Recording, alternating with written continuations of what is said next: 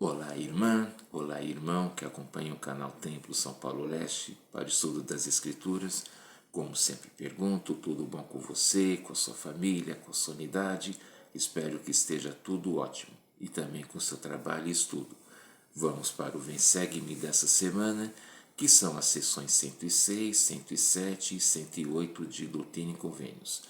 A sessão 106 é uma revelação dada por meio de Joseph Smith em 25 de novembro de 1834 para Warren A. Cowdery, que era um dos irmãos mais velhos de Oliver Cowdery. Warren tinha sido chamado sumo sacerdote líder e ia presidir ali a igreja naquele local e ele deveria pregar o evangelho. Versículo 3. E devote todo o seu tempo a este elevado e santo chamado que agora lhe dou, buscando zelosamente o reino do céu e sua justiça, e todas as coisas necessárias lhe serão acrescentadas, pois digno é o obreiro de seu salário. Esse versículo não deixa nenhuma dúvida. O conselho foi dado a esse irmão, mas serve para todos os outros. A gente pode tomar esse conselho para nós. Como ele fala aqui, servir zelosamente, ou seja, com todo cuidado, com todo apreço, buscando o reino do céu, para que a gente possa ter a recompensa, ou seja, poder dar o reino celestial. Mais uma vez dizendo, a gente deve pensar celestial. E Warren ele continuou sendo aconselhado nos outros versículos. Também é comentado sobre a segunda vinda, que fala que aquele que for fiel não vai se surpreender com a segunda vinda como assim ser pego de surpresa, né? Como ele fala aqui, né? Como um ladrão visita a casa que ele aparece de surpresa, não. Assim é uma comparação, tá? Só a segunda vinda e a pessoa que for fiel ela vai estar preparada e vai suportar esse dia. E também fala das bênçãos para aqueles que servem fielmente na igreja. Versículo 8. E conceder-lhe-ei graça e confiança para sustentar-se. E se ele continuar sendo uma testemunha fiel e uma luz para a igreja, preparei-lhe uma coroa nas mansões de meu Pai. Assim seja. Amém. Mais uma vez, o Senhor está repetindo e está dizendo, olha que bênção maravilhosa tem para aquele que for fiel, para aquele que for justo, aqueles, melhor dizendo, eles vão ter herança lá numa das mansões do Pai Celestial, ou seja, vai poder ter riquezas eternas e morar para sempre com o nosso Pai Celestial. Que nós possamos também pegar esse conselho para nós, para que a gente possa também procurar servir fielmente, para que a gente possa também receber herança nas mansões do Pai Celestial. A sessão 107 é uma revelação dada por meio de Joseph Smith em abril de 1835, mais ou menos ali. Mas alguns fatos históricos mostram que, principalmente os versículos dos 60 até os 100, fazem parte de uma revelação recebida por Joseph em 11 de novembro de 1831. E essa sessão fala a respeito de quem? Do sacerdócio, que é o poder de Deus dado ao homem aqui na terra. Vamos ler o versículo 1. Há na igreja 2 sacerdócios a saber, o de Melquisedeque e o aarônico, que inclui o sacerdócio levítico. Então está falando, existe 2 sacerdócios, vamos agora ver melhor a respeito de cada um. Tem o primeiro fala, do sacerdócio de Melquisedeque. A razão é porque Melquisedeque foi um grande sumo sacerdote. E ele antes se chamava o santo sacerdócio segundo a ordem de Deus. mas por respeito ao nome do Senhor e para que o nome dele não fosse repetido várias vezes em vão, ele foi mudado para sacerdócio de Melquisedeque. E ele tem o que é recebido, dado a todos os homens a partir de 18 anos até a idade que tiver. Então, primeiro o homem vai receber o sacerdócio arônico, já vamos falar dele, mas o sacerdócio maior de Melquisedeque é o que administra a igreja. Agora o versículo 13. O segundo sacerdócio chama-se sacerdócio de Arão, porque foi conferido a Arão e sua semente por todas as suas gerações. Lembrando que Arão foi quem que ele está se referindo, era irmão do grande profeta Moisés. E também, por respeito e reverência ao nome do Senhor, também foi colocado esse nome, o Aaron, de Arão, ou seja, a gente chama de aarônico, para que a gente possa também saber distinguir e diferenciar. E esse é o sacerdócio preparatório para poder receber o sacerdócio maior, e é concedido a todo rapaz digno a partir de 12 anos de idade. E tem os ofícios, e ele é uma preparação para poder depois receber e exercer o sacerdócio maior que é o de Melquisedeque. E o sacerdócio de Melquisedeque, ele tem as chaves das bênçãos espirituais, ou seja, é com o sacerdócio de Melquisedeque que os líderes, bispos, presente de estaca, 70, presente de missão, templo, 70 autoridade diária, apóstolos e profeta recebem para poder administrar a igreja, cuidar dos negócios, cuidar da parte espiritual e presidir todas as reuniões. E o sacerdócio aarônico, ele tem a chave do ministério de anjos, ou seja, os jovens, os diáconos que têm 12, 13 anos, eles têm a bênção e o privilégio de distribuir o sacramento. Os mestres, já rapazes de 14 e 15, eles preparam o sacramento, entre outros deveres, é claro. E o sacerdote, a partir de 16 anos, 17, quando tiver o 18, vai receber o sacerdócio maior, mas todo homem também que se batizar na idade adulta, ele primeiro vai receber o sacerdócio arônico no ofício de sacerdote. E esse ofício é interessante. Com esse ofício, o sacerdote, o jovem já pode batizar, pode abençoar o sacramento e pode fazer várias coisas também na igreja. Só procurar consultar os manuais, as escrituras, então a gente vê como eles são importantes, né, e os quórums, eles devem ser feitos, ou existe quórums e conselhos, porque não dá para aglomerar todo mundo junto, é claro, mas eles são feitos, né, reuniões e conselhos, e devem ser feitos com dignidade. Vamos ler no versículo 30.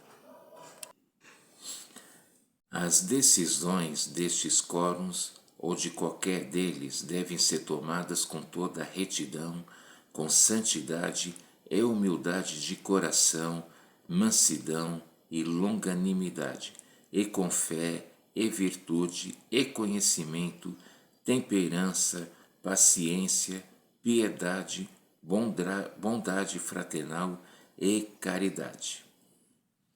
Conforme nós vimos em outros versículos, o Senhor dá aqui passos e dá conselhos importantes de como um homem, ainda mais um homem que porta o sacerdócio, ele deve agir, deve se comportar. Aqui não deixa a mínima dúvida, fala aqui, né, das qualidades. Então são com esses atributos de Cristo que os homens devem exercer o sacerdócio, e as mulheres que tiverem chamado também, é claro, elas recebem, né, também devem seguir esse espaço, como está falando aqui, a fé, virtudes, ser tudo feito com santidade, com longanimidade, os atributos de Cristo. Então é assim que devemos fazer, seguir o exemplo dele, seguir seus atributos, para que assim a gente possa ser abençoado com o Espírito Santo e poder agir realmente de acordo com a vontade do Senhor. Esses exemplos aqui não deixam a mínima dúvida de como nós devemos agir, correto? Na sequência é explicada a ordem patriarcal de Adão a Noé. Vamos ler o versículo 41. Essa ordem foi instituída nos dias de Adão e transmitida por linhagem da seguinte maneira. Ou seja, o sacerdócio ele existe desde sempre, começou com Adão e depois ele era comum, né, o sacerdócio ser passado, ser conferido de pai para filho. O pai ordenava o seu filho, que por sua vez ordenava seus filhos, e assim por diante. Por isso que fala a ordem patriarcal. Fala do patriarca, ou seja, o pai, que é o chefe da família. O pai passando o sacerdócio para seu filho, assim subsequentemente. Nos outros versículos, não tem como ler tudo, mas é explicado como foi passando, foi o sacerdócio de Adão até chegar em Noé. Lembrando que naquela época os homens viviam bastante, as pessoas em geral, viviam bastante tempo. Era comum pessoas que viviam 500, 600, até 900 anos. Já imaginou? Como Matusalém, que viveu 969 anos. Depois o Pai Celestial ele reduziu o tempo de vida aqui das pessoas, mas já imaginou viver quase 1000 anos? Incrível, não? Mas vale a pena. E a gente vê o quê? Que o Senhor tem esse carinho, né? Para que o pai possa passar o sacerdócio para o filho e também, né, de manter uma linhagem, ou seja, de registro. Por isso que é importante fazer o que? A genealogia, a história da família. E a ordenação depois voltou com a restauração do Evangelho e a organização da igreja aqui nesses últimos dias. Teve no tempo bíblico e com a restauração do Evangelho isso voltou a ser. O pai, eu tive o privilégio, a oportunidade de conferir o sacerdócio para os meus filhos e meu pai não é membro, recebi de outros irmãos, mas os irmãos que não tiverem por acaso o pai membro ou mesmo se tiver o pai falecido, eles também vão receber o sacerdócio através de um irmão que tem autoridade e dignidade para isso. Tá bom? E agora vamos para o versículo 67. Dele procederá a administração de ordenanças e bênçãos para a igreja pela imposição de mãos. Continuando a falar, as ordenanças sempre são feitas através da imposição de mãos, para fazer ordenação, para dar bênçãos, para fazer um avançamento no sacerdócio, para poder, enfim, administrar a igreja. Então tudo sempre é feito através da imposição de mãos, não um irmão na própria cabeça, não, mas para poder ordenar outras pessoas. Então a gente vê que isso é uma ordenança que sempre foi feita e continua sendo feita de acordo com a vontade do Senhor. Na sequência fala sobre os deveres do bispo, versículo 72. E também para ser um juiz em Israel, cuidar dos negócios da igreja, julgar transgressores segundo o testemunho que lhe seja apresentado de acordo com as leis, conselho de seus conselheiros a quem tiver escolhido ou escolher entre os élderes da igreja. Nós sabemos que o bispo ele tem vários deveres, mas um dos deveres, por exemplo, também o bispo ele auxilia órfãos, viúvas, a pessoas necessitadas, como está falando aqui, administrar os negócios da igreja, né, cuidando, né, o dízimo, as ofertas, vendo se a pessoa cometeu um erro, se ela precisa passar por um conselho para poder ter o caminho do arrependimento. Fala que o juiz em Israel, quer dizer o que? O bispo, ele cuida da ala, ele a área, que é uma área geográfica que a igreja tem, é chamada ala, e ele cuida das pessoas, né, que estão lá, que pertencem a essa ala, ou seja, ele administra, ele auxilia, ele socorre, ele dá o apoio que as pessoas precisam e cuidar, né, daquilo que é necessário. A gente pode pensar que é fácil ser bispo, eu nunca fui, mas sei realmente que não é nem um pouco fácil, né? É um desafio muito grande, tudo parece ser fácil até a gente sentir na pele, ou se a gente pelo menos procurar ter empatia e se pôr no lugar da pessoa. É muita responsabilidade, é muita coisa, e o que nós temos que fazer? Nós temos que orar pelo bispo da nossa unidade. Quando a gente levanta o braço em sinal de apoio, a gente não está só concordando, a gente está dizendo ali que a gente está apoiando, então a gente deve fazer o quê? Auxiliar o bispo, sempre procurar trazer uma solução. Problemas, é claro, sempre vão existir, mas que nós possamos levar a solução ou soluções, melhor ainda, e sempre procurar apoiar.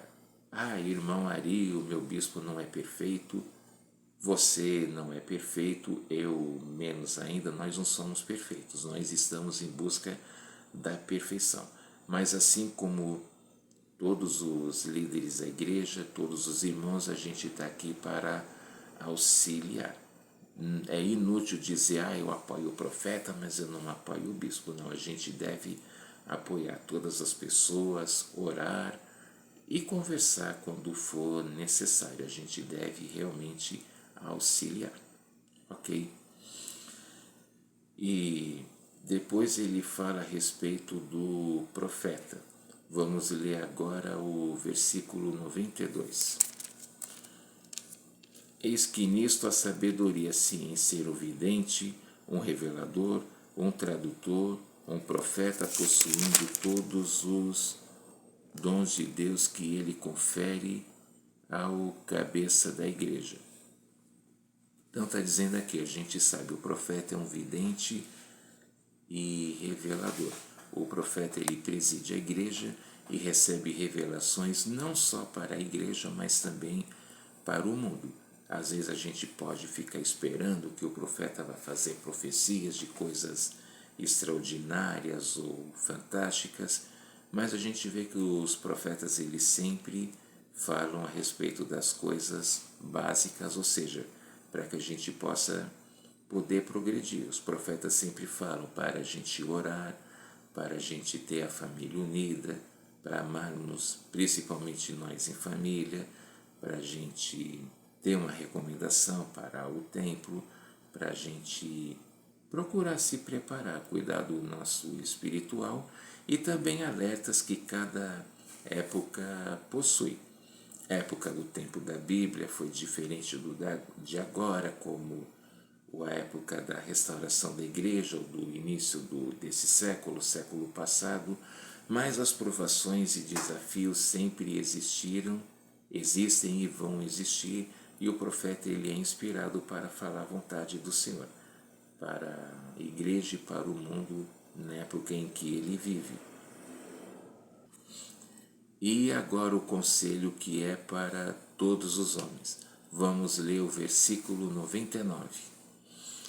Portanto, agora todo homem aprenda seu dever e a agir no ofício para o qual foi designado com toda diligência.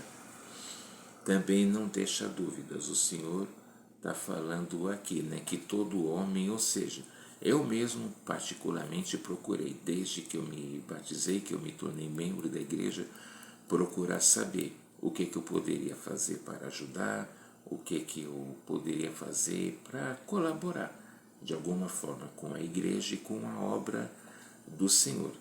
Eu ainda não sei tudo, nós não sabemos tudo, mas a gente pode procurar e a gente deve procurar. E como podemos fazer isso? Através do estudo das Escrituras, assistindo às reuniões, frequentando o templo e estudando o Evangelho, consultando os manuais, principal também, para que a gente possa procurar fazer as coisas de acordo com a vontade do Senhor. Importante sempre estar enfatizando isso. Nós então devemos ser alertas, gente. E por quê? E no versículo 100 o Senhor ainda dá um outro alerta, que ele fala, para não ser preguiçoso. Que quem for preguiçoso não vai ter as bênçãos. Então a preguiça quer dizer o quê? O ócio. É a pessoa que não faz nada, a pessoa que fica só de braço cruzado, querendo as bênçãos, querendo um salário sem trabalhar, querendo recompensa sem fazer por onde. Como até diz uma expressão, nós temos que ser santo dos últimos dias e não sentado dos últimos dias. Lembra da parábola das 10 virgens? As 5 prudentes se prepararam. Quando o noivo, o esposo chegou, elas puderam ser recebidas por ele. E as que não se prepararam, as imprudentes, elas acabaram perdendo a sua oportunidade. Que possamos então sempre estar alerta e sempre procurar ajudar, servir. Você, moça ou irmã que estiver me assistindo, sempre tenha isso em mente. Se você está procurando um marido, um homem para se casar, procure ver se ele é um portador digno do sacerdócio e procure ver se ele é uma pessoa que procura servir, que faz as coisas voluntariamente, é uma pessoa que ele realmente tem iniciativa, tem proatividade para agir, para trabalhar, para servir. E mais uma vez dizendo, você que está me assistindo vai estar me questionando, e por que as mulheres não têm o sacerdócio? É importante sempre a gente relembrar isso. Irmãos e irmãs, as mulheres não têm o sacerdócio pelo fato de que elas não precisam, porque a mulher ela tem o maior de todos os dons, que é a maternidade, ou seja, de poder gerar filhos e para ir de poder dar à luz, coisa que eu vou ser muito homem para admitir que eu e homem nenhum ia ter capacidade para isso. Como as mulheres costumam dizer, a homem quando tem uma dor de barriga já começa, parece até que vai morrer. Imagine se tivesse que passar por um parto. Mas é isso, tanto que a mulher, ela, para ter uma recomendação ao templo, ela só precisa ter a dignidade, enquanto que o homem, para poder receber uma recomendação para o templo, ele, além da dignidade, ele tem que ter o sacerdócio. E a gente vê e a gente sabe que as mulheres são importantíssimas no plano de Deus e que o mundo não existiria e que as coisas não funcionariam se não existissem as mulheres. A igreja preza e muito e respeita a mulher. A igreja tem a maior organização feminina do mundo, que é a Sociedade de Socorro. Então, que sempre fique bem claro, a gente volte a enfatizar isso. A mulher ela é mais forte espiritualmente do que o homem. Tá bom? E a sessão 108 é uma revelação dada por meio de Joseph Smith em 26 de dezembro de 1835. Nessa ocasião, a igreja já estava com mais de 5 anos e meio de organizada. Olha só quanta coisa a gente tem visto e a gente tem aprendido. E essa foi um pedido de Lyman Sherman, que ele havia sido chamado para ser um 70, e ele queria saber a respeito de seus deveres, o que ele poderia fazer, o que ele deveria fazer, como agir e como ele poderia ajudar na obra do Senhor. E o Senhor, ele começa a sessão dizendo que os pecados desse irmão de Lyman estavam perdoados, e ele foi tranquilizado a respeito. Ele pôde receber a paz que ele estava desejando receber. E também o aconselhou a ser cauteloso, a ele tomar cuidado, e assim ele seria abençoado. E ele ia ser contado entre os elders que iriam dirigir a igreja. E ele também foi ordenado a pregar o Evangelho. Vamos ler o versículo 7. Portanto, fortalece teus irmãos em todas as tuas conversas, em todas as tuas orações, em todas as tuas exortações e em todos os teus feitos. Ele claro, além de pregar o Evangelho, olha só o conselho que o Senhor deixa, né? Olha que interessante, fortalece teus irmãos, ou seja, auxilia quem está precisando. E fala, né, em todas as tuas conversas. Ou seja, que o conselho também serve para nós e que possamos fortalecer as pessoas, mesmo com palavras.